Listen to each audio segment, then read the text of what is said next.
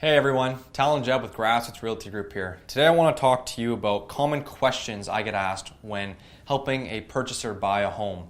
Today I got an email from a client of mine named Derek, and he had 6 really good questions that I wanted to do a video on while I answered them. So question number 1 was, do I have to pay my realtor when buying a home?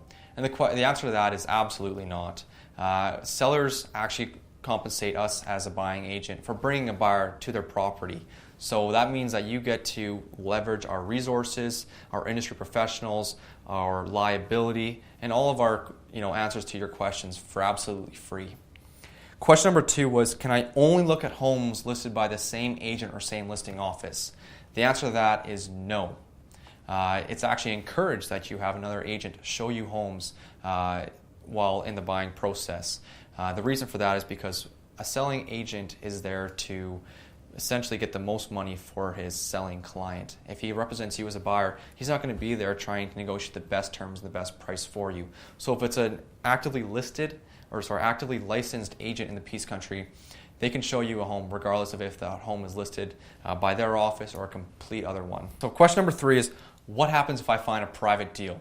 That's a great question. The answer to that is you're always going to want to have representation when buying a home. The reason for that is because there's lots of liability involved, and as an agent we carry errors and omissions insurance, which means that if there's any discrepancies, deficiencies, or damages that are not made apparent to us, we take the heat, not you as a client. So we typically also get compensated by the seller for a private deal. They're willing to negotiate something with us because we bring a buyer to their home. So in addition to that, we get to negotiate the best terms, prices, and dates for you. So it's always good to have representation if you do find a private deal. Just let your agent know and they'll work out the details.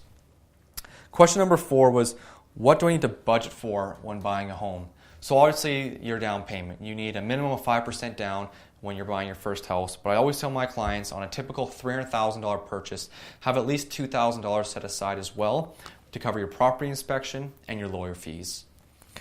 Question number 5, he said, do I have to wait until an open house to view a property?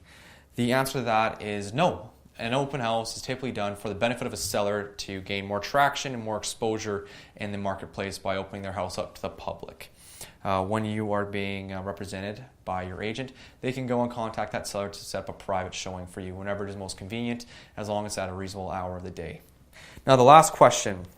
I had mentioned to Derek that I put a 24-hour walkthrough clause in all of my purchase contracts, and he asked what that is. So a 24-hour walkthrough is a term that I negotiate with the seller that states that we're allowed to walk through the home, one final walkthrough, 24 hours before closing date. Now the reason for this is to ensure that the home is in the same condition as of possession date as it was when we made the offer. So there's no holes, no broken windows, or anything of that sort. The other great thing about that too is now the house is vacant. So we can go and get an idea of where the furniture is going to be moved and how we can best ready ourselves for the big day.